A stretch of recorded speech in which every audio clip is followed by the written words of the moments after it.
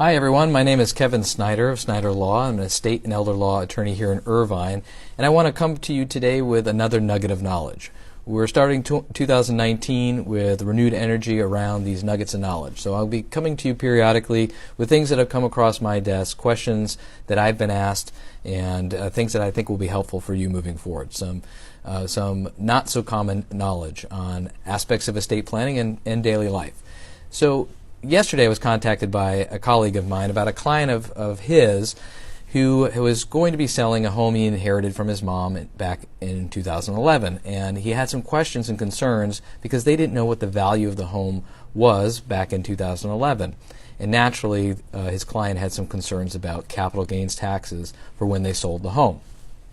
So it made me think about what are some best practices that are out there to assist everybody who might find themselves in this situation now or want to avoid finding themselves in this situation.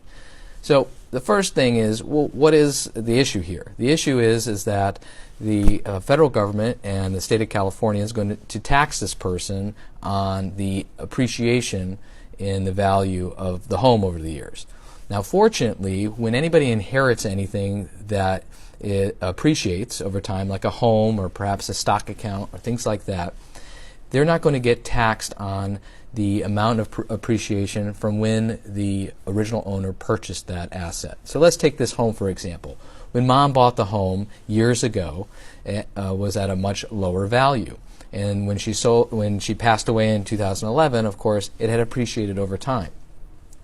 The son who inherited, because of the way the laws are set up, does not inherit the original purchase price. Instead, he acquires the home at what's called now a stepped up basis, or there is a step up in basis.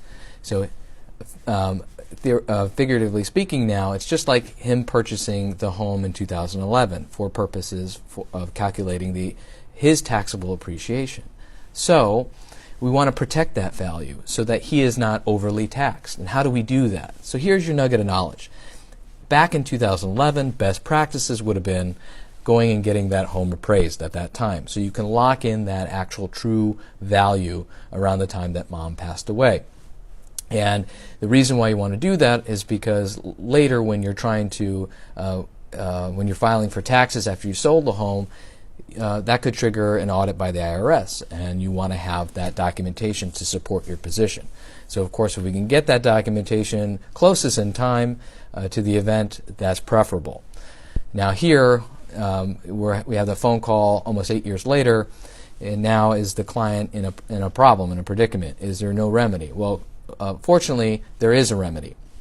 And you can still get that appraisal. So if you are like this person's client and you inherited something years ago and you've never gotten this appraisal, don't worry. You're not out of luck. What you need to do is hire an appraiser who can do a retroactive appraisal. They can go back in time and figure out with their research, figure out what the value of that home is. And with their license, you'll have the proper documentation to support and hopefully survive any IRS challenge. There are other options that might be presented to you, such as just getting a realtor to write a letter affirming values, or you might try to put together your own comps or things like that. I really strongly urge you against doing something like that because you want to anticipate having to survive a challenge from the IRS. And the best practice is to use a licensed appraiser for a couple of different reasons. One, they have a license. Two, they're most familiar with evaluating these types of property and have access to the appropriate records and will be putting together in a way, in a format to survive that IRS challenge. And in addition, you want to be able to use the correct appraiser. It might be a residential home that you're talking about, or it could be a commercial building, a multi-unit rental. There are certain types and levels of appraisers that have certain licenses that you want to make sure that you're using, so watch out for that as well.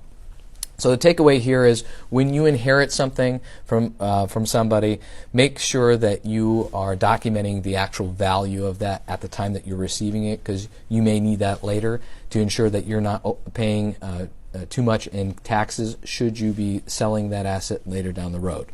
And if you haven't done that, there is still a way that you can go ahead and do that now.